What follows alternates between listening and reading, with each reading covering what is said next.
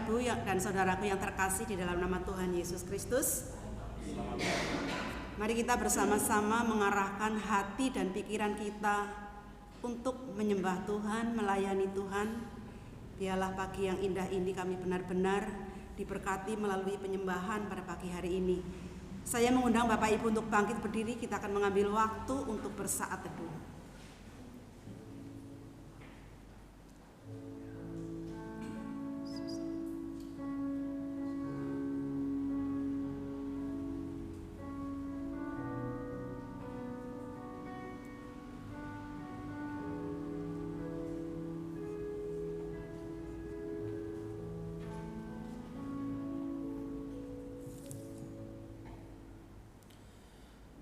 Saudara dalam kasih Tuhan, kami menyambut saudara sekalian untuk datang menghadap Tuhan, dan kebaktian kita pada pagi hari ini kita mau landaskan pada pengakuan bahwa pertolongan kita datangnya dari Tuhan yang menciptakan langit dan bumi, yang kasih setianya kekal untuk selama-lamanya, dan yang tidak pernah meninggalkan perbuatan tangannya.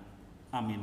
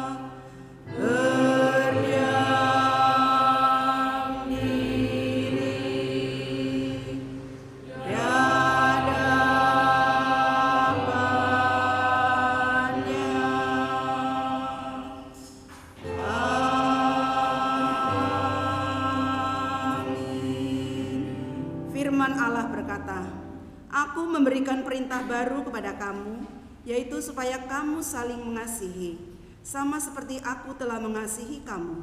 Demikian pula, kamu harus saling mengasihi. Dengan demikian semua orang akan tahu bahwa kamu adalah murid-muridku, yaitu jikalau kamu saling mengasihi."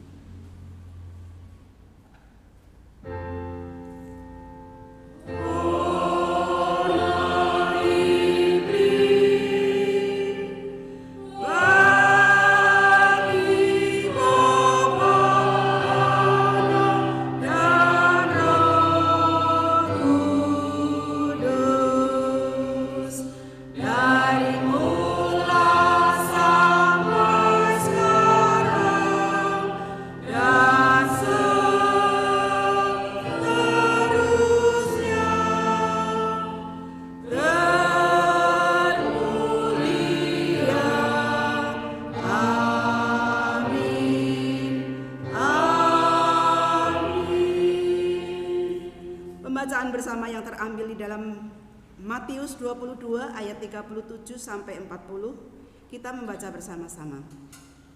Jawab Yesus padanya, "Kasihilah Tuhan Allahmu dengan segenap hatimu dan dengan segenap jiwamu dan dengan segenap akal budimu." Itulah hukum yang pertama. Hukum yang kedua.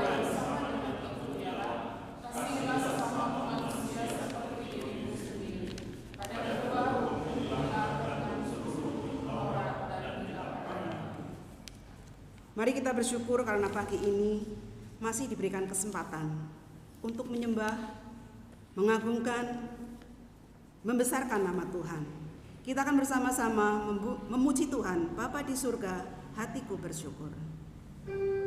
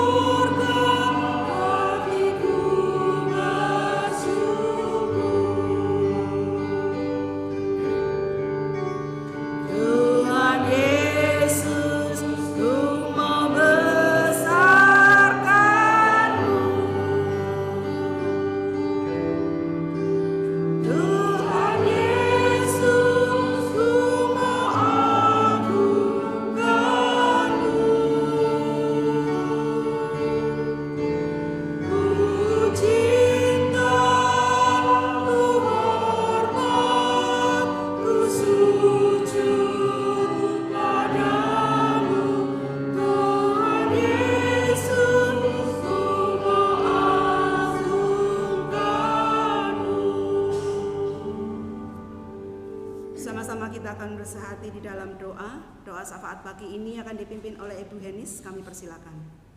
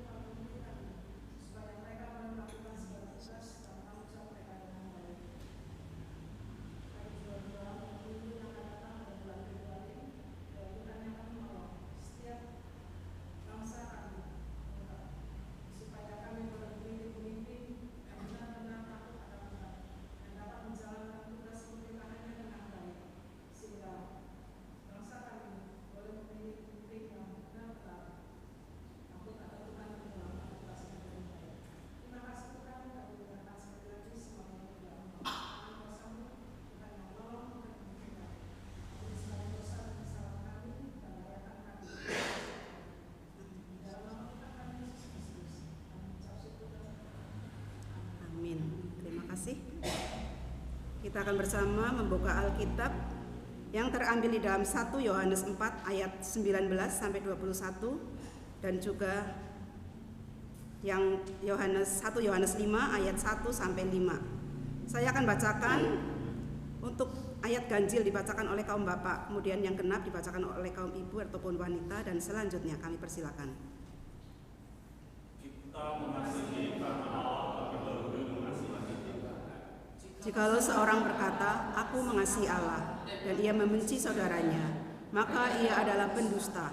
Karena barang siapa tidak mengasihi saudaranya yang dilihatnya, tidak mungkin mengasihi Allah yang tidak dilihatnya. Dan perintah ini kita terima dari Dia, barang siapa mengasihi Allah, ia harus juga mengasihi saudara. Setiap orang yang percaya bahwa Yesus adalah Kristus lahir dari Allah, dan setiap orang yang mengasihi Dia yang melahirkan, mengasihi juga Dia yang lahir daripadanya. Inilah tandanya bahwa kita mengasihi Allah, yaitu apabila kita mengasihi Allah serta melakukan perintah-perintah-Nya. Sebab inilah kasih kepada Allah, yaitu bahwa kita menuruti perintah-perintah-Nya. Perintah-perintah-Nya itu tidak berat. Sebab semua yang lahir dari Allah mengalahkan dunia, dan inilah kemenangan yang mengalahkan dunia, iman. Siapakah yang mengalahkan dunia selain daripada dia yang percaya bahwa Yesus adalah anak Allah? Sekian pembacaan firman Tuhan, kami persilakan duduk. Kita akan bersama-sama memberikan yang terbaik untuk Tuhan. Kita akan memuji nama Tuhanku mau setia. Bapak Ibu dipersilakan untuk memberikan persembahan.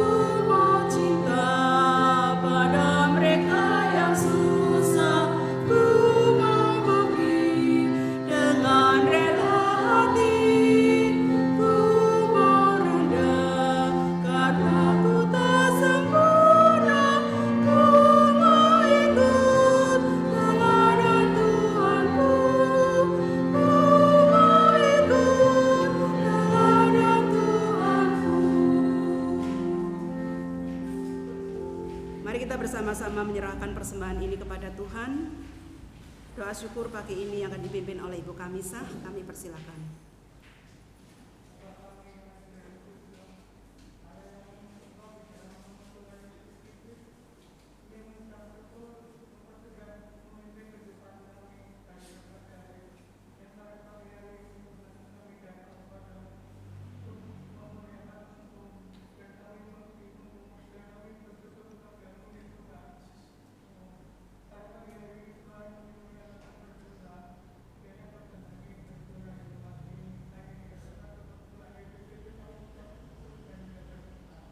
Amin.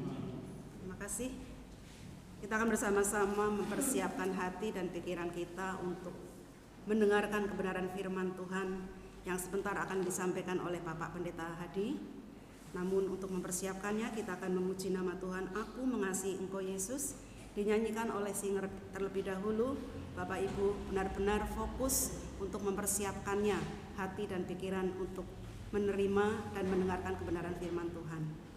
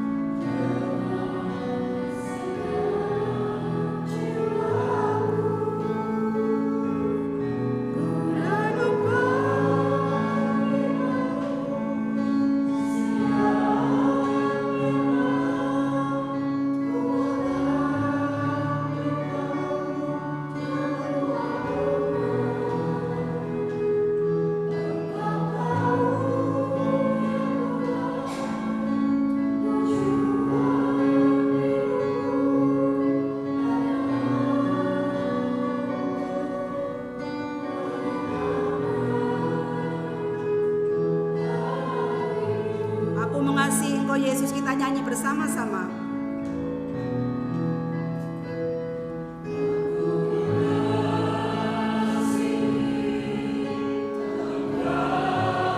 Kami mengasihi Engkau ya Allah, karena Allah lebih dahulu mengasihi kami. Tuhan, mampukan kami untuk setia merenungkan firman-Mu siang dan malam. Perintah-Mu akan kami pegang, karena tujuan hidup kami hanya untuk menyenangkan hati Tuhan. Renungkan firman-Mu siang dan malam, ku pegang perintah-Mu dan ku lakukan. Engkau tahu ya Tuhan, tujuan hidupku hanyalah untuk menyenangkan hati-Mu. Dengan sungguh-sungguh ku renungkan firman-Mu. Ku renungkan firman-Mu dengan sikap berdoa. Dan malam ku pegang perintah-Mu dan ku lakukan. Engkau tahu ya Tuhan. Baik, bersama pada hambanya.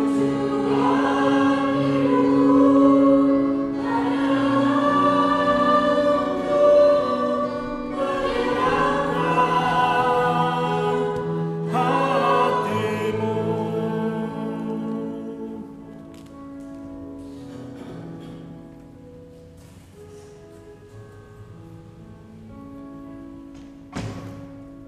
Mari kita berdoa. Bapa kami yang di dalam surga, Tuhan kami bersyukur di mana pada pagi hari ini Tuhan Engkau telah menghantar setiap kami untuk boleh datang beribadah, bersekutu bersama-sama dengan saudara-saudara seiman kami Bapa. Kami boleh memuji dan juga mengagungkan Engkau. Kami juga boleh membaca kebenaran firman-Mu. Tuhan, kiranya di dalam kehidupan kami terus rindu Tuhan untuk hidup mengasihi-Mu, untuk hidup terus memuji dan menyembah Engkau, dan selalu mengutamakan Engkau di dalam hidup kami. Kami serahkan untuk pemberitaan firman Tuhan pada pagi hari ini. Kiranya Engkau menolong setiap kami, kuasai hati dan pikiran kami Tuhan. Dan kiranya setiap kami boleh membuka hati kami Bapa untuk memahami dan mengerti firman Tuhan, supaya kami juga dimampukan, dilayakkan untuk menjadi pelaku-pelaku firman-Mu. Urapi hamba-Mu Tuhan, pakai hamba-Mu yang penuh dengan kelemahan dan keterbatasan ini untuk menyampaikan sabda Tuhan.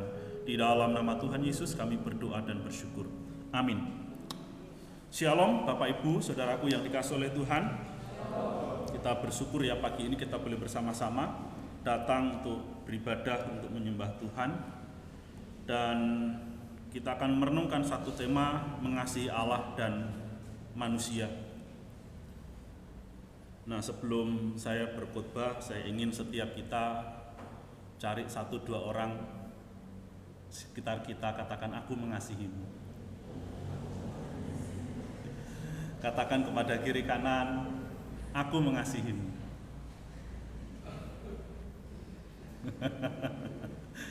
Ya saudara, susah ya. Saya selalu berusaha untuk mengembangkan sikap ini di dalam kehidupan rumah tangga kami. Sorry ya Nathan, Papa love you gitu. Setiap hari kami selalu mengatakan itu. Nat, I love you. Tapi dia mulai, kalau waktu dia kecil, waktu masih dia kecil itu masih balita, dia memahami kalimat itu, dia masih senyum, masih oke gitu. Kalau sekarang dia berasa geli. Kenapa? Karena kata-kata itu sering digunakan oleh lawan jenis yang saling menyukai. Karena mereka dia udah remaja, berbeda waktu ketika anak-anak gitu kan. Ih gitu. Dia pikir apa gitu. Padahal itu kami sudah mengajarkan, melakukannya di dalam kehidupan rumah tangga kami sejak dia ada. Dan ketika kami mengatakan itu, waktu kecil dia selalu bersuka cita. Tapi nggak tahu sekarang perasaan dia seperti apa, itu dia yang tahu. Tetapi itulah hati kami sebagai orang tua, bahwa mengembangkan rasa kasih ya di dalam kehidupan rumah tangga itu penting. Kenapa? Ya karena dari keluarga itulah kita belajar untuk melakukan apa yang Tuhan perintahkan, yaitu hidup saling mengasihi seorang akan yang lain. Saudara-saudaraku yang dikasihi oleh Tuhan, kurang lebih 2 tahun yang lalu ada seorang bapak yang datang ke kantor polisi melaporkan bahwa istri dan anaknya terbunuh, dan menemukan kedua jasad tersebut ada di dalam sebuah salah satu mobil mewah yang mereka miliki. Dan tentunya ketika polisi mendapatkan laporan itu, mereka selalu menindaklanjuti apa yang dilaporkan itu, dan ternyata benar bahwa di dalam mobil bapak tersebut yang sedang terparkir di rumahnya ada 2 jenazah, yaitu yang tidak lain adalah istri dan juga anaknya. Polisi melakukan penyelidikan sebulan, 2 bulan, 3 bulan, nggak ketemu siapa yang melakukan pembunuhan. Dan dalam 2 minggu ini, maksudnya 2 minggu yang lalu kurang lebih, polisi menangkap bapak yang melaporkan pembunuhan tersebut. Siapa pelakunya? Dia sendiri. Dia tega menghabisi nyawa istrinya dan juga anaknya. Kenapa? Karena mau kawin lagi kayaknya, seperti itu, ya. Kalau ditanya, punya kasih nggak sih bapak itu kepada istri dan anaknya? Saudara, kita tidak tahu bagaimana dunia ini menyatakan, mengungkapkan cinta kasih mereka kepada Tuhannya. Bagaimana mereka harus mengasihi Tuhan yang mereka sembah. Karena saya tidak mempelajari hal itu, tetapi di dalam perikop firman Tuhan yang tadi kita membaca, kita melihat bahwa di dalam kehidupan kita sebagai orang Kristen, yang memang dasar ajaran kekristenan itu adalah kasih, di mana Allah yang sudah mengasihi kita, di mana Allah yang sudah datang ke dalam dunia ini, di mana Allah sudah menyelamatkan saudara dan saya, menunjukkan kasih-Nya. Ketika Allah yang menjadi manusia di dalam rupa Yesus Kristus itu datang ke dalam dunia ini untuk menyatakan kasih-Nya kepada manusia yang berdosa. Karena Allah tahu, dan di dalam kemahatauannya, manusia yang penuh dengan dosa itu tidak mampu melakukan, mengerjakan, mengungkapkan rasa kasih-Nya kepada Allah, apalagi dengan segenap hati dia mengasihi Allah, dan juga yang diaplikasikan ataupun yang dipraktekkan di dalam kehidupan sehari-hari dengan mengasihi sesama manusia. Perikop yang kita baca tentang perintah untuk mengasihi kepada sesama kita ataupun juga mengasihi kepada Allah itu begitu sederhana. Betul ya Bapak Ibu Saudara yang dikasihi oleh Tuhan? Perintah itu bukanlah satu perintah yang berat. Perintah itu bukanlah satu perintah yang sulit untuk dimengerti, bukanlah sesuatu perintah yang sulit untuk dipahami. Tetapi dengan kalimat firman Tuhan dengan begitu jelas bagaimana Allah memerintahkan kepada kita supaya kita mengasihi Allah dengan segenap hati kita, dengan segenap jiwa kita, dengan segenap akal budi kita, dengan segenap kekuatan kita, kita mengasihi Allah. Perintah itu begitu mudah, tetapi kita sulit untuk mempraktekannya, untuk mengaplikasikannya. Sehingga Allah lah yang turun mengasihi kita, memelihara kehidupan kita, menyelamatkan kita dari dosa. Dan setiap orang yang sudah mengalami kasih Allah di dalam hidupnya diperintahkan untuk mengasihi Allah dengan cara mengasihi sesamanya. Tetapi realitanya, apakah kasih di dalam dunia ini yang seharusnya dilakukan oleh manusia untuk saling mengasihi seorang akan yang lain itu sungguh-sungguh terjadi? Di sisi yang lain, keluarga, misalkan keluarga kami berusaha semaksimal mungkin, semampu kami untuk hidup saling mengasihi, baik sebagai suami, sebagai istri, sebagai orang tua, sebagai anak. Kami terus belajar untuk mempraktekkan kasih yang sedemikian, kasih yang diteladankan oleh Yesus Kristus di dalam kehidupan kami. Tetapi bagaimana dengan keluarga Bapak Ibu sekalian sebagai jemaat Kristen? Sudahkah kita mencoba, sudahkah kita belajar untuk mengasihi saudara-saudara kita, anggota keluarga kita, sebagaimana Kristus mengasihi kita, yang sudah memberikan nyawanya untuk saudara dan saya, supaya kita tidak binasa, melainkan memperoleh kehidupan yang kekal itu. Dan kehidupan kekal yang Tuhan berikan sebagai jaminan dalam hidup kita, supaya kita mau sungguh-sungguh mengasihi akan sesama kita. Saudara yang dikasihi oleh Tuhan, alasan mengapa kita harus mengasihi Allah itu sangat jelas tertulis di dalam ayat yang ke-19 yang sudah kita baca tadi. Di mana di dalam ayat tersebut dikatakan, kita mengasihi karena Allah lebih dahulu mengasihi kita. Jadi saudara, ini adalah dasar kenapa saudara dan saya harus mengasihi sesama kita, mengasihi saudara kita. Karena kasih Allah itu sudah lebih dahulu Allah berikan di dalam hidup setiap kita. Sehingga kita yang sudah mengalami kasih Allah, maka kita harus mengasihi sesama kita. Kita harus mengasihi Allah yang lebih dahulu mengasihi kita. Saudara, setiap orang yang sudah mengalami kasih Allah di dalam hidupnya, maka ia dapat berdamai dengan Allah. Saudara, seringkali saya katakan bahwa ketika manusia itu jatuh ke dalam dosa, apa itu dosa? Dosa itu adalah perbuatan yang melawan kepada Allah.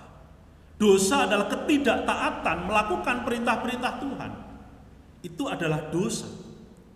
Dan ketika manusia itu melawan, ada perdamaian enggak? Tidak ada perdamaian kan? Kalau orang itu melawan seorang dengan yang lain, misalkan seorang anak melawan orang tua, ada damai enggak hubungan antara orang tua dengan anak itu? Ada enggak? Enggak ada. Atau misalkan sekelompok prajurit dia melawan komandannya, ada perdamaian enggak? Enggak ada. Kalau di dalam kehidupan kita bermasyarakat, satu keluarga dengan keluarga yang lain misalkan, mereka saling melawan, tidak mau saling mengasihi, tentunya tidak ada kedamaian. Bahkan seringkali kita mendengar berita atau melihat berita di TV itu, tawuran remaja begitu ya. Tidak ada kedamaian. Nah, demikian juga ketika kita manusia yang berdosa kepada Allah itu tidak ada damai. Tetapi karena Allah sudah mengasihi kita, Allah sudah turun ke dalam dunia ini, Dia menyerahkan dirinya untuk menebus dosa saudara dan saya, maka hidup kita diperdamaikan dengan Allah.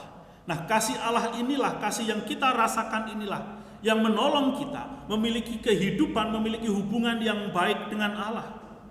Karena di dalam firman Tuhan dikatakan inilah kasih itu, bukan kita yang telah mengasihi Allah, tetapi Allah yang telah mengasihi kita dan yang telah mengutus anaknya sebagai pendamaian bagi dosa-dosa kita. Jadi saudara, kematian Yesus Kristus di atas kayu salib adalah salah satu bukti dan wujud di dalam hidup saudara dan saya, di mana Kristus menjadi pendamai, di mana kita yang melawan Allah, di mana kita yang tidak taat kepada Allah, di mana kita yang tidak taat kepada perintah-perintah Tuhan, dan kita hidup di dalam dosa ini, tetapi karena kita bertobat, kita menyesali segala dosa-dosa kita dan kita menerima pengampunan dosa lewat kematian Yesus Kristus di atas kayu salib, maka relasi kita itu dengan Allah diperdamaikan. Jadi Allah lah yang lebih dahulu berinisiatif menyelamatkan saudara dan juga saya. Allah lah yang berinisiatif untuk menjadi jalan pendamaian bagi saudara dan saya. Sehingga dengan kasih Allah ini kita dimampukan untuk menikmati kehidupan yang damai sejahtera. Memiliki kehidupan yang bersukacita karena kita adalah milik Tuhan. Hidup yang sudah diperdamaikan dengan Allah, maka kita memiliki ketenangan hidup. Kita memiliki kedamaian hidup. Karena sesungguhnya kasih Allah di dalam kehidupan saudara dan saya melalui kematian Yesus Kristus di atas kayu salib itu tidak pernah berubah dan itu sungguh nyata di dalam hidup saudara dan saya. kita sudah diperdamaikan dengan Allah, sehingga kita bisa mengasihi Allah. Kasih dari Allah itu membuat kita semakin sempurna, saudara. Sehingga setiap kita sebagai orang yang percaya kepada Kristus, maka kita memiliki satu komitmen, satu kesungguhan untuk mempraktekkan kasih itu. Kasih yang Allah sudah berikan di dalam kehidupan kita. Karena kasih yang dari Allah itu, maka kita pun memiliki kasih. Saudara, kalau seseorang yang tidak memiliki sesuatu, misalkan ada orang yang sedang kekurangan begitu, dia tidak punya stok bahan makanan, anggap saja beras. Ada tetangganya yang tahu kalau tetangganya itu, ya tetangga yang satu dengan yang lain tahu begitu ya, bahwa tetangganya ini nggak punya beras. Yang punya beras ini datang, aku mau berbagi, karena aku tahu engkau tidak punya beras hari ini untuk engkau makan. Aku memberikan beras ini. Yang tadinya tidak punya beras itu akhirnya punya beras. Itu salah satu contoh. Manusia yang berdosa itu tidak punya kasih. Jangankan kasih kepada Allah yang tidak kelihatan, kepada sesamanya pun, kepada saudaranya pun, dia tidak memiliki kasih. Nah, oleh sebab itu ketika manusia itu masih dikuasai dosa dan tidak pernah memiliki pertobatan di dalam hidupnya, maka hidupnya akan selalu tidak memiliki damai seorang akan yang lain. Dia tidak akan memiliki relasi yang baik dengan orang lain. Dia tidak memiliki kedamaian dengan tetangganya, dengan temannya, dengan saudara. Isinya itu berantem terus. Saya pernah men-sharingkan waktu kami di Jakarta, kami punya tetangga yang hobinya seperti itu.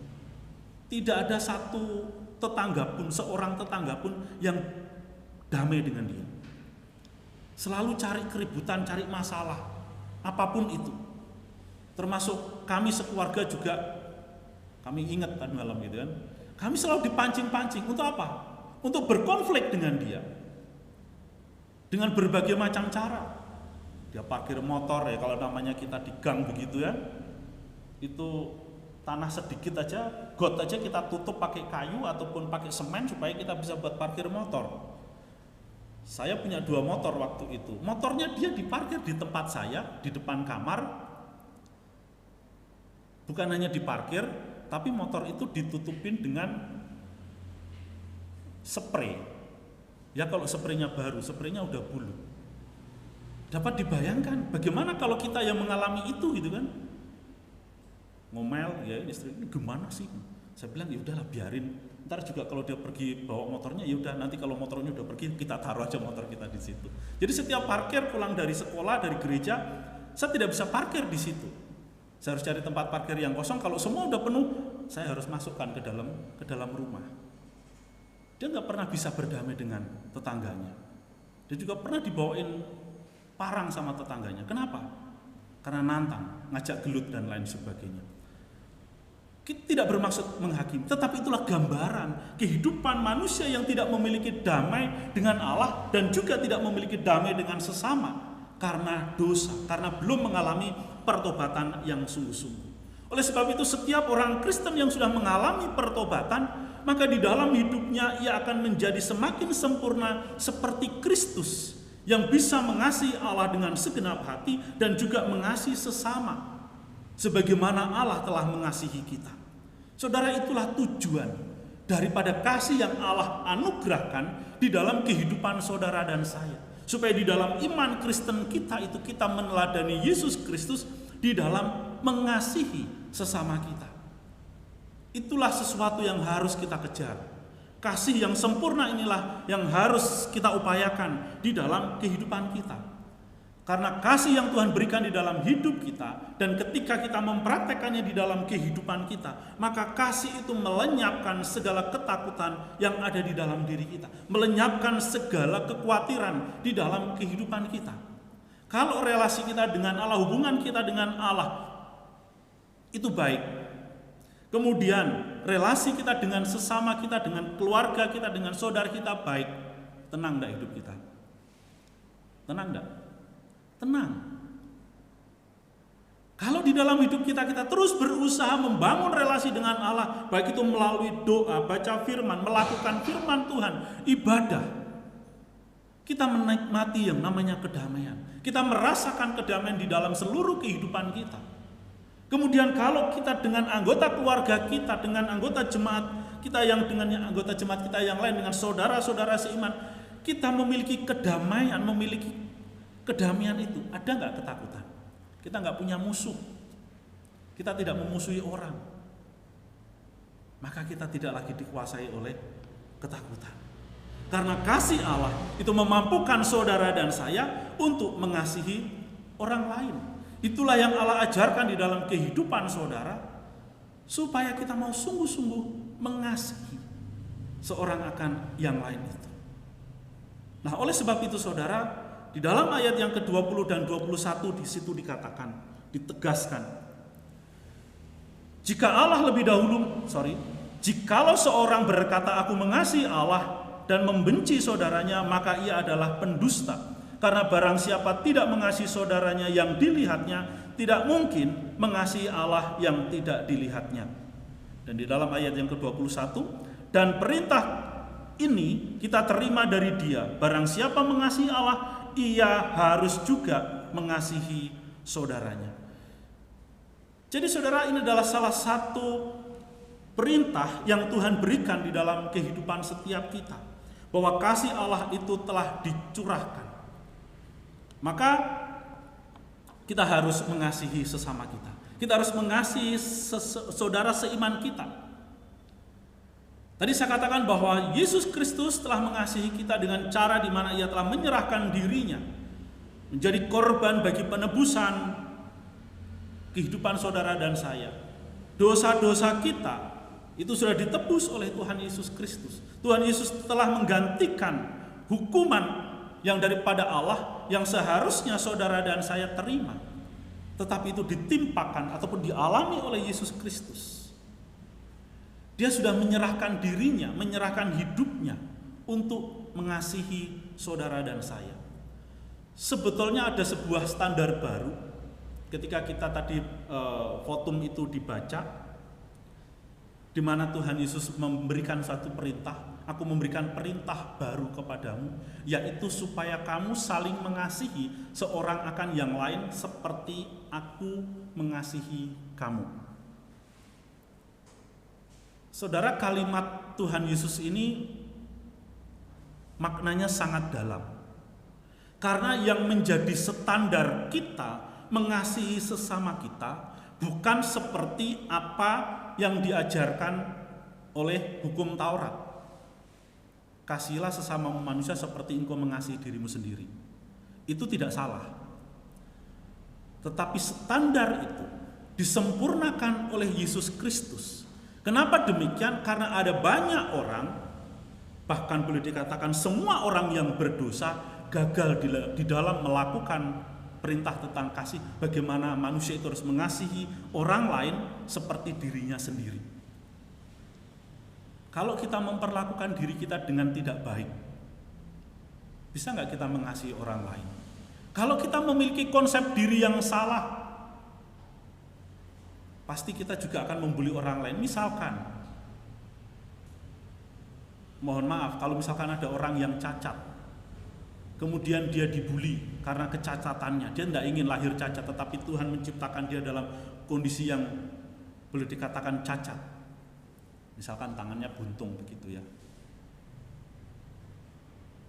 dipanggil buntung gitu kan, padahal namanya bukan buntung, tetapi karena dia memiliki tangan yang buntung, akhirnya apa? Dia punya konsep diri yang salah, aku ini buntung. Memang realita dia buntung, tetapi dia tidak, itu akan menyakiti, melukai hatinya. Bagaimana orang yang sudah tersakiti hatinya, dia bisa mengasihi orang lain? Bagaimana dia bisa merasakan, dengan adanya bully itu dia merasakan bahwa Allah itu tidak adil. Orang lain diciptakan dengan kedua tangan yang baik, yang sempurna, tetapi aku diciptakan dengan tangan yang buntung. Betapa tidak adilnya Allah di dalam hidup saya. Dia punya konsep diri yang seperti itu di dalam dirinya. Mungkinkah dia bisa mengasihi orang lain? Sementara dia memiliki satu konsep yang salah dengan keberadaan. Mungkin juga dengan kekurangan-kekurangan kita, merasa kurang ganteng, kurang cantik, dan lain sebagainya. Konsep diri yang salah, penerimaan diri yang salah, itu akan sangat mempengaruhi relasi kita dengan orang lain. Itu akan sangat mempengaruhi bagaimana kita bisa mengasihi orang lain. Tetapi saudara, ketika Tuhan Yesus mengatakan, "Aku memberikan perintah baru kepadamu supaya kamu saling mengasihi sama seperti aku mengasihi kamu." Artinya yang menjadi standar kasih kita bukan lagi diri kita, mengasihi diri kita, tetapi bagaimana kasih yang sudah Tuhan anugerahkan di dalam hidup kita, itu harus kita aplikasikan, kita praktekkan di dalam kehidupan kita mengasihi saudara-saudara kita. Tuhan Yesus sudah memberikan seluruh hidupnya untuk menebus saudara dan saya yang tidak layak, kita manusia yang brengsek, yang berdosa. Tetapi Yesus mau mati buat saudara dan saya. Itulah standar kasih. Nah, sehingga di dalam bagian ini firman Tuhan mau mengajarkan kepada setiap kita supaya di dalam mengasihi saudara-saudara kita, baik itu saudara-saudara seiman, saudara-saudara kita di rumah gitu kan, saudara secara biologis maupun sesama kita harus mengasihinya secara total. Mengasihi secara total itu mengasihi dengan segenap hati, tidak memandang bulu, ya, tidak melihat bahwa dia sudah berjasa di dalam hidup kita, lalu kita mengasihi dia, tidak. Tetapi kita mau sungguh-sungguh secara total di dalam kehidupan kita, sebagaimana Kristus telah menyerahkan hidupnya untuk saudara dan saya.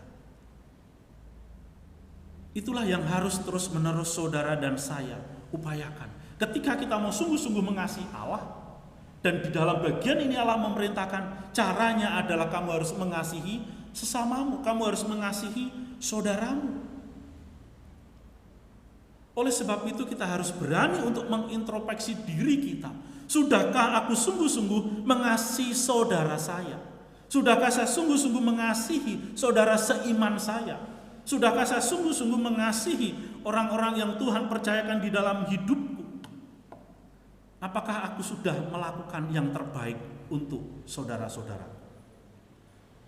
Bapak Ibu yang dikasihi oleh Tuhan, hari Jumat kemarin ketika saya lagi jemput Nathan, mereka lagi pramuka begitu, ternyata dari jadwal itu 3:30, tapi ketika saya sampai sana jam 4 kurang itu mereka belum selesai. Ketika mereka sedang duduk begitu di acara pramuka itu, saya berdiri di pagar begitu di trotoar di luar sekolah, kemudian anak-anak itu mereka sedang berkegiatan di lapangan halaman sekolah. Ada satu anak yang tiba-tiba entah kenapa, karena saya selalu memperhatikan kelompok itu, dia dari agak tengah pinggir begitu, tapi agak di tengah, tiba-tiba dia itu membawa tisu. Tisu itu bukan tisu baru, tisu yang sudah sangat kotor. Itu dia ambil, dia masukin ke mulut temennya yang sedang duduk. Saya tidak tahu tujuannya apa. Anak SMP.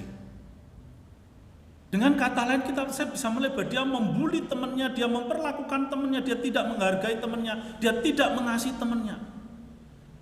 Saya sampai heran, kenapa ini anak? Apa yang ada dalam pikiran dia? Sampai-sampai sesuatu yang kotor itu tisu dimasukin ke mulut temennya, dijejelno gitu. Aduh, dalam hati saya untung nggak sama Nathan. Kalau sama Nathan saya bisa masuk, bisa tak bawa itu anak ke kepala sekolah atau ke gurunya. Dalam hati saya itu udah apa ya? Ya kita sebagai pendeta kan ngerti kan ya kayak gitu ya dalam masyarakat. Itu barang kotor, kenapa kamu masukin ke dalam mulut temenmu gitu. Nah, saudaraku yang dikasihi oleh Tuhan, itu sepertinya sepele, itu sepertinya sederhana buat dia. Tetapi sebetulnya melakukan pembulian kepada teman itu akan menimbulkan luka. menimbulkan perasaan yang tidak suka, yang mungkin mereka sudah ada bibit-bibit ketidaksukaan. Itu akan membuat kehidupan anak remaja itu tidak akan pernah melupakan sesuatu yang buruk yang pernah dilakukan oleh temannya kepada dirinya. Dan kita tidak tahu ini anak-anak nanti akan bertumbuh seperti apa. Semoga mereka mengalami perjumpaan secara pribadi dengan Tuhan Yesus dan mereka bertobat dan menjadi anak-anak yang baik. Benar nggak perbuatan anak itu tadi? Nggak benar. Bagaimana kalau itu terjadi dalam kehidupan anak-anak kita? Anak kita diperlakukan seperti itu atau anak kita memperlakukan temannya seperti itu? Kita tidak tahu. Tetapi firman Tuhan mengajarkan pada setiap orang Kristen, setiap kita, bahwa kita harus sungguh-sungguh mengasihi itu dengan segenap hati kita, dengan kesungguhan kita, sebagai wujud kita mengasihi Allah karena Allah sudah mengasihi kita. Mohon maaf, kadang-kadang di dalam, saya seringkali mendengar ada orang suka menggibah gitu, ngomongin orang. Dan itu sudah menjadi satu dalam tanda kutip budaya kita di Indonesia. Kalau namanya para perempuan, mohon maaf kalau udah kumpul, udah ngomongin orang, yang biasa diomongin itu yang baik apa yang buruk tentang orang yang diomongin itu. Sehingga muncul kalimat atau kata gibah itu. Sesuatu yang baik apa yang tidak baik. Kalau yang mohon maaf, kalau ibu-ibu sudah ngerumpi, udah ngomongin orang, yang diomongin itu tentang kebaikannya atau keburukannya? Keburukannya. 80% materi omongannya adalah hal-hal yang buruk yang dialami ataupun yang dilakukan oleh orang yang digosipin itu. Dan ini mohon maaf ditangkap oleh televisi, sehingga kita lihat dengan acara-acara selebriti begitu ya, gosip apa segala macam. Lah memang yang di TV yang acara gosip itu yang digosipkin tentang artis itu tentang kebaikannya apa tentang keburukannya? Sebagian besar tentang keburukannya, dan itu menjadi tontonan yang sangat menarik. Nah, saudaraku yang dikasihi oleh Tuhan, kira-kira kalau kita ya oke lah, memang saya ini orang yang tidak baik. Tetapi ketidakbaikan kita itu kalau diomongin orang, kita seneng enggak? Kita enggak senang. Kita sadar bahwa kita adalah manusia yang penuh keterbatasan, penuh kekurangan. Saya bukanlah orang yang baik, tetapi ketidakbaikan saya tidak suka diomong oleh orang lain. Dan saya rasa itu juga terjadi dalam hidup setiap kita. Kita harus sadar bahwa kita bukanlah manusia yang sempurna. Ketika kita ngibah, kita ngomongin orang, ketika kita fitnah orang, bukankah kita sudah bukan hanya menyimpan sampah di dalam diri kita tentang tentang keburukan orang, tentang ketidaksempurnaan dalam diri kita. Bukankah itu juga berarti kita selalu mengingat-ingat keburukan, kejelekan orang lain di dalam kita menyimpannya di dalam hati kita. Saudara, kalau kita tidak mau diperlakukan seperti itu, maka kita belajar untuk menjadi pribadi-pribadi yang selalu melihat kebaikan-kebaikan orang lain. Saya tidak, dalam tanda kutip, tidak melarang orang untuk ngobrol, untuk ngerumpi, tetapi bicarakanlah sesuatu hal yang baik dari orang lain. Sesuatu yang bermanfaat, yang berguna, yang dapat kita pelajari dari orang lain. Karena ketika kita terus-menerus membicarakan keburukan-keburukan orang lain, berarti itu yang selalu kita ingat. Saudara, semalam saya sharing kepada istri dan juga Nathan, saya mencoba balik lagi kepada tetangga yang modelnya seperti itu. Saya tidak menyimpan dendam, saya tidak menyimpan amarah. Walaupun kita ingat orangnya, ingat namanya, ingat kelakuannya, tetapi saya tidak mau mengingat-ingat. Saya tidak marah kepada dia, saya tidak dendam kepada dia. Saya katakan kepada mereka berdua, kenapa bisa begitu? Ya ngapain saya nyimpen sampah? Kasihan hati kita menyimpan sampah.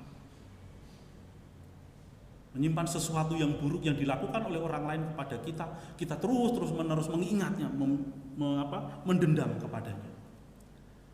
Saudaraku yang dikasihi oleh Tuhan, maka sesuatu yang keburukan yang biasa kita lakukan dalam hidup kita, apapun bentuknya, dan itu kita terapkan kepada orang lain ataupun ketika kita melakukannya kepada orang lain, buang semuanya itu.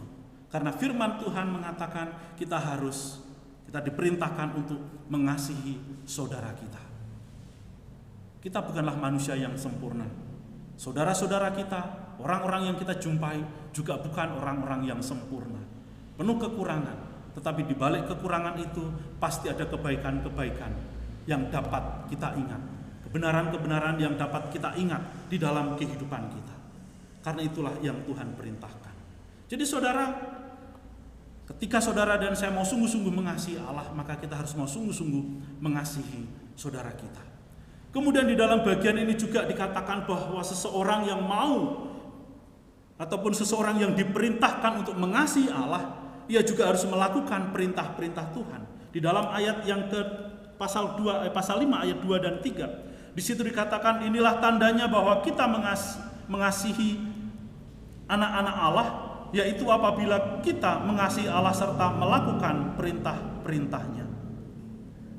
Sebab inilah kasih kepada Allah, yaitu bahwa kita mentaati perintah-perintahnya. Perintah-perintahnya itu tidak berat. Jadi saudara-saudaraku yang dikasihi oleh Tuhan, surat Yohanes itu diberikan kepada jemaat supaya jemaat itu memiliki pengenalan yang benar akan Allah. Mereka sungguh-sungguh percaya bahwa Yesus itu adalah Kristus. Yesus adalah Allah yang menjadi manusia. Yesus yang datang untuk menebus dosa manusia sebagai bentuk kasih Allah kepada manusia yang berdosa, supaya manusia yang berdosa ini memiliki pengharapan akan kehidupan yang kekal. Hal itu ditegaskan oleh Yohanes karena pada waktu itu jemaat sedang, yang beberapa minggu lalu saya katakan, sedang menghadapi pengajar-pengajar sesat yang masuk ataupun yang mempengaruhi iman kerohanian jemaat supaya mereka jangan percaya kepada Yesus, supaya mereka jangan percaya bahwa Yesus itu adalah Mesias, jangan percaya bahwa Yesus itu adalah Kristus yang diurapi untuk menyelamatkan manusia dari segala dosa. Jadi ada ajaran sesat yang menyerang, ya, yang sedang terjadi di dalam kehidupan jemaat.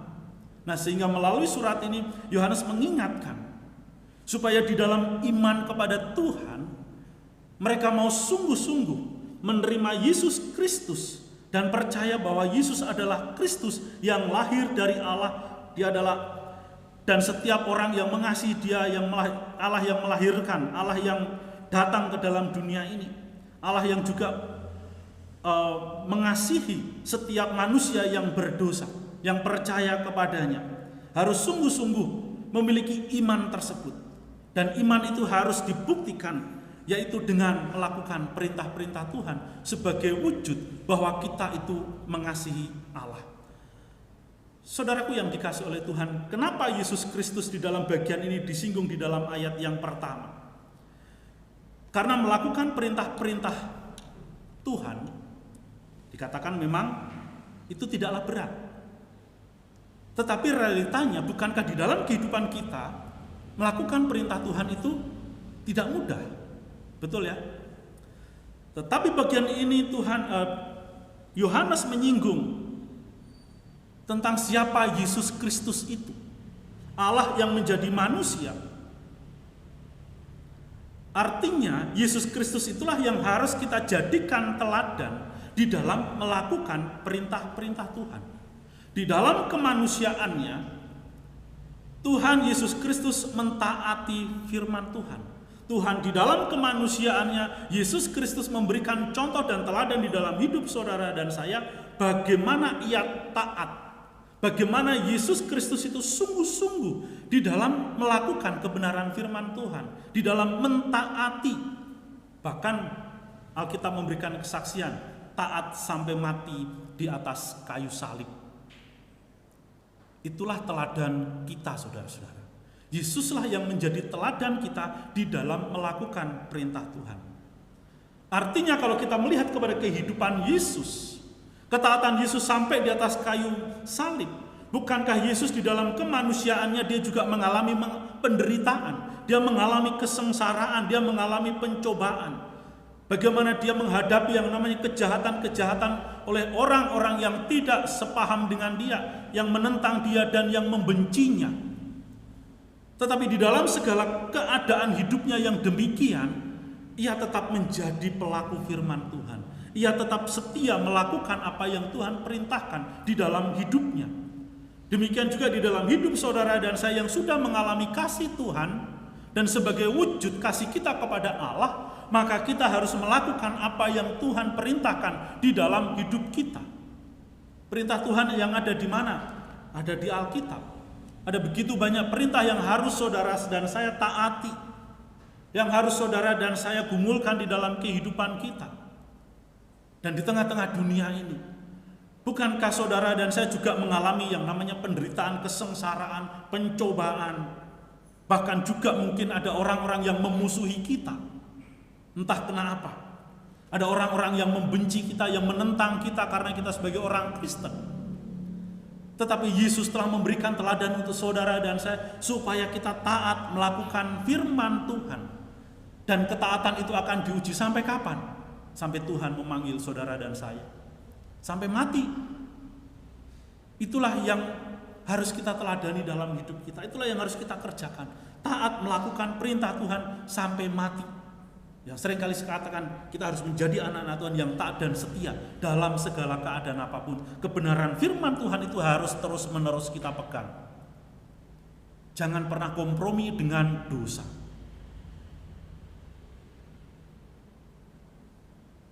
Itulah yang Tuhan tuntut dari kehidupan kita. Karena itulah yang sudah Tuhan Yesus teladankan. Dia tidak kompromi dengan dosa. Dia lurus hidupnya sesuai dengan kebenaran firman Tuhan. Lupa itu kan Yesus, betul. Tetapi itulah teladan yang sudah Yesus teladankan dalam hidup saudara dan saya. Dan di dalam kasih dan anugerah Tuhan itu, saudara dan saya dimampukan untuk hidup sesuai dengan perintah-perintah Tuhan itu. Karena kita percaya bahwa Tuhan memberikan perintah-perintah kepada saudara dan saya bukan untuk memberatkan kita. Dan firman Tuhan memberikan kesaksian, perintah-perintahnya itu tidak berat. Oleh sebab itu ketika kita menjadi anak-anak Tuhan, menjadi orang Kristen yang hidup taat dan setia sampai mati, jangan pernah mengandalkan kekuatan diri kita sendiri. Jangan pernah mengandalkan kehebatan kita. Karena kita adalah manusia yang lemah, manusia yang tidak sempurna. Oleh sebab itu penting sekali kita terus-menerus berpegang kepada Tuhan. Terus berharap kepada Tuhan, terus percaya kepada Tuhan. Jangan pernah meragukan Tuhan di dalam kehidupan kita. Sekalipun kita ada di dalam kondisi yang tidak baik-baik saja secara jasmani. Karena seringkali saya katakan bahwa penderitaan, kesengsaraan, ujian, apapun yang kita alami adalah cara Tuhan untuk mendewasakan saudara dan saya. Untuk menjadi anak-anak Tuhan yang dewasa secara rohani. Oleh sebab itu saudara, jangan pernah ragu untuk sungguh-sungguh percaya, menerapkan kebenaran firman Tuhan di dalam kehidupan kita. Jangan sekali-kali meragukan kemahakuasaan Allah, kehadiran Allah di dalam kehidupan kita. Kemudian saudara, di dalam bagian ini firman Tuhan juga mengajarkan bahwa seseorang yang sungguh-sungguh mau mengasihi Allah, maka dia akan memiliki kekuatan, memiliki iman untuk mengalahkan dunia ini. Saudara, apa yang dimaksudkan dengan iman yang mengalahkan dunia ini? Iman yang mengalahkan dunia adalah iman yang dengan sungguh-sungguh percaya kepada Yesus sebagai juru selamat. Karena dunia ini tidak percaya bahwa Yesus itu adalah juru selamat. Dia adalah manusia biasa, dia adalah nabi dan lain sebagainya dengan berbagai macam konsep logika mereka. Tetapi kita sebagai orang yang sudah di dalam Tuhan, kita harus sungguh-sungguh percaya bahwa Yesus adalah juru selamat yang menyelamatkan saudara dan saya dari dosa. Iman yang mengalahkan dunia adalah iman yang pada dasarnya adalah iman yang memiliki sifat mengasihi, Sehingga kalau saudara mengaku sebagai orang Kristen yang sudah mengalami kasih Kristus dalam hidup kita, maka kita harus dalam hidup kita harus sungguh-sungguh hidup di dalam kasih, mempraktekkan kasih itu baik kepada Allah maupun juga kepada sesama. Saudara dan saya sudah menerima anugerah keselamatan itu. Iman yang mengalahkan dunia ini juga bisa ditandai dengan sebuah gaya hidup, yaitu yang mau selalu taat di dalam melakukan perintah-perintah Tuhan, sebagaimana di dalam ayat yang ke-3 dan ayat yang ke-4 dan yang ke-5 tadi. Kemudian saudara, orang yang mau sungguh-sungguh percaya kepada Tuhan atau orang yang sungguh-sungguh beriman kepada Kristus, itu bukan saja dapat mengalahkan dunia ini, tetapi inilah yang menjadi sukacita kita, yaitu beroleh keselamatan yang kekal. Karena orang yang sudah memiliki iman di dalam Kristus Yesus itu, maka orang itu adalah seseorang yang lahir dari Allah. Dan saudara dan saya diberikan kuasa untuk menjadi anak-anak Allah, supaya kita menjadi orang-orang Kristen yang taat dan setia kepada Tuhan dan firman-Nya sampai akhir. Kiranya Tuhan memberkati setiap kita. Amin. Mari kita berdoa. Bapa kami yang di dalam surga, Tuhan kami bersyukur untuk kebenaran firman-Mu yang boleh kami baca dan kami renungkan pada pagi hari ini, di mana Engkau mengingatkan kami, Tuhan, mengajarkan kami bagaimana Engkau sudah mengasihi kami, Tuhan. Bagaimana Yesus Kristus telah datang ke dalam dunia ini, menyelamatkan kami, Tuhan, menebus kami dari segala dosa kami, sehingga kami memiliki jaminan akan keselamatan kehidupan yang kekal. Terima kasih Bapa untuk kasih-Mu bagi setiap kami, supaya kami bisa mengasihi-Mu Tuhan, dan kami juga bisa mengasihi sesama kami, sebagaimana Engkau telah mengasihi setiap kami. Terima kasih Bapa, kiranya Engkau juga menolong setiap anak-anak-Mu Tuhan, untuk mempraktekkan kebenaran firman Tuhan, untuk melakukan apa yang Engkau perintahkan di dalam hidup kami, supaya melalui kehidupan kami nama Tuhan dipermuliakan. Kiranya Engkau menolong Tuhan, pergumulan setiap jemaat-Mu saat ini, apapun yang mereka gumulkan saat ini Tuhan, kiranya Tuhan yang memberikan kekuatan, Tuhan yang memberikan jalan keluar untuk setiap kami. Dan melalui kebenaran firman-Mu, kiranya hidup kami boleh diubahkan untuk menjadi pribadi-pribadi yang semakin serupa dengan Kristus. Terima kasih Bapa, inilah doa kami. Di dalam nama Tuhan Yesus Kristus kami berdoa dan bersyukur. Amin. Terima kasih, waktu saya kembalikan kepada Bu Karsia. Tuhan Yesus memberkati kita semua. Amin.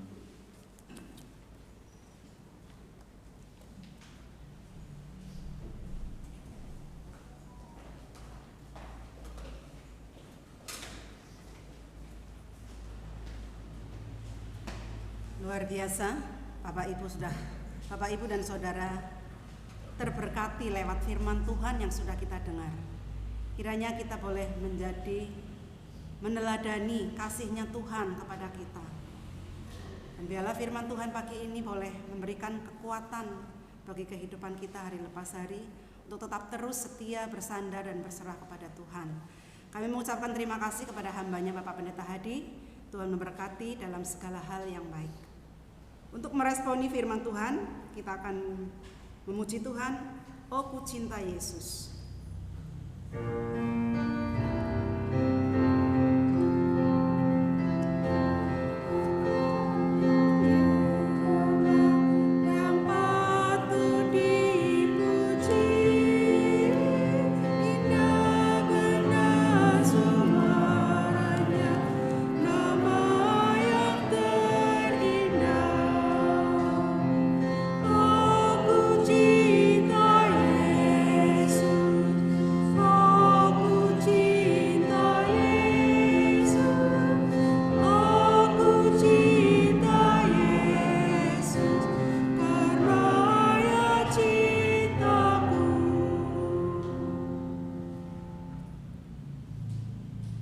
Bersama-sama mengikrarkan iman kita kepada Tuhan melalui pengakuan iman rasuli. Aku percaya kepada Allah, Bapa yang Maha Kuasa, Khalik langit dan bumi, dan kepada Yesus Kristus, Anaknya yang tunggal Tuhan kita, yang dikandung daripada Roh Kudus, lahir dari anak darah Maria, yang menderita sengsara di bawah pemerintahan Pontius Pilatus, disalibkan, mati dan dikuburkan, turun dalam kerajaan maut. Pada hari yang ketiga bangkit pula dari antara orang mati, naik ke surga, duduk di sebelah kanan Allah, Bapa yang Maha Kuasa, dan dari sana ia akan datang untuk menghakimi orang yang hidup dan yang mati. Aku percaya kepada Roh Kudus, gereja yang kudus dan am, persekutuan orang kudus, pengampunan dosa, kebangkitan tubuh, dan hidup yang kekal. Amin. Segala puji dan hormat kita kembalikan kepada Tuhan. Kita akan mengakhiri ibadah kita pada pagi hari ini. Kita akan menyanyi doksologi. Setelah itu kita akan menerima doa berkat yang akan disampaikan oleh Bapak Pendeta Hadi. Puji Allah sumber berkat, puji Dia ciptaannya, puji Dia malaikat, puji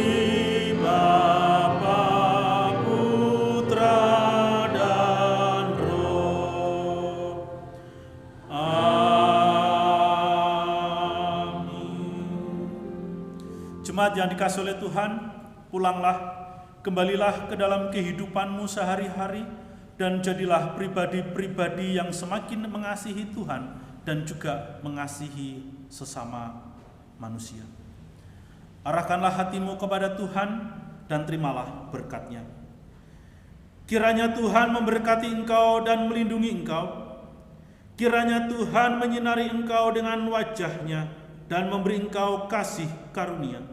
Kiranya Tuhan menghadapkan wajah-Nya kepadamu dan memberi engkau damai sejahtera dari sekarang sampai selama-lamanya. Amin. Amin.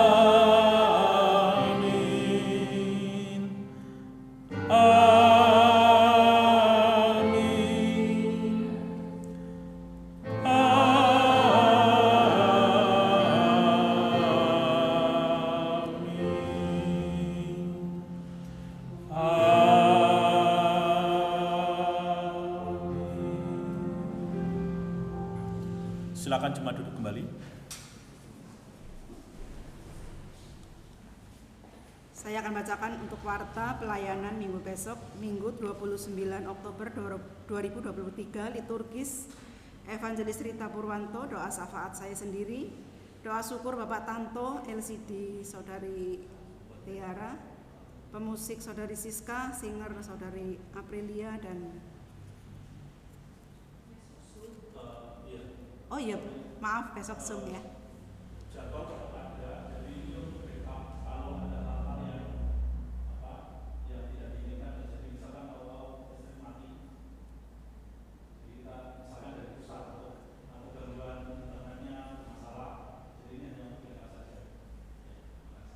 Oke, mohon diperhatikan ya yang besok bertugas. Kemudian persekutuan youth setiap hari Sabtu pukul 6 sore, ibadah sekolah minggu setiap hari Minggu pukul 9 pagi. Untuk kebaktian doa setiap hari Rabu pukul 6 sore, pelayanan konseling pastoral setiap hari Kamis pukul 9 sampai 12 siang yang akan dilayani oleh Bapak Pendeta Hadi dan Evangelis Rita. Persekutuan Bahtera setiap Jumat pertama dan ketiga pukul 7 malam. Khusus ibadah gabungan tetap diperhatikan. Dan perayaan HUT Gereja Karunia Pusat yang ke-58 Minggu tanggal 29 Oktober, tepatnya minggu besok, akan dilakukan secara live streaming pada pukul 8.30, tepatnya setengah 9 ya. Jadi rada siang, mohon Bapak Ibu di rumah bisa mengisi perutnya dulu supaya tadi sampai sini tidak suren ya, karena besok mungkin ibadahnya agak lama. Kemudian telah berpulang ke rumah Bapak di surga Bapak Pendeta Sunardi, tepatnya Bapak Pendeta Gereja Isa Al-Masih ya. Bapak Ibu masih ingat yang pernah diundang khotbah di sini ya. Nanti siang akan penutupan peti, dilanjutkan pemakamannya pukul 12. Kita juga tetap doakan untuk Jose Lucy besok hari Senin jam 2 siang akan menjalani operasi mata. Mohon Tuhan memberikan kekuatan, kesehatan, mempersiapkannya segalanya. Kami juga mengucapkan selamat datang kepada saudara-saudari kita yang pada hari ini pertama kali datang. Kami mengucapkan terima kasih pada pagi ini boleh bersama-sama bergabung, melayani Tuhan, menyembah Tuhan. Boleh berdiri, memperkenalkan.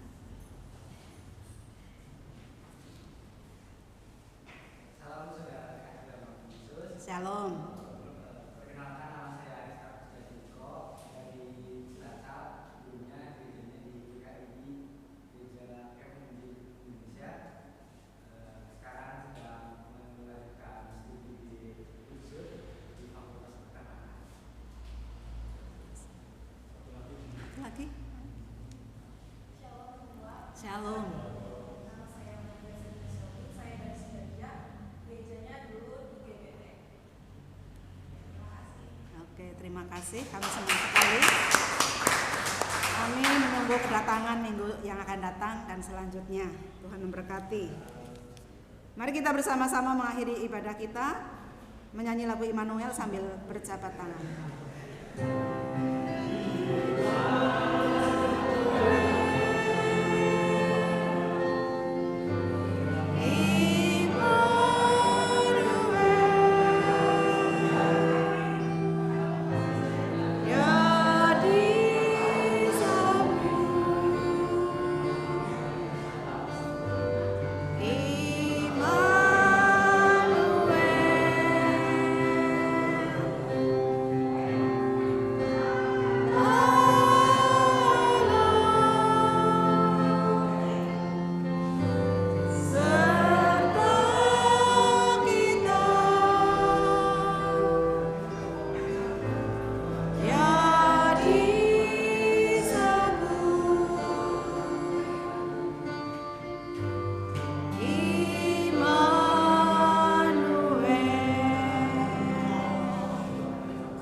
Kebaktian selesai. Selamat berhari Minggu. Tuhan Yesus memberkati.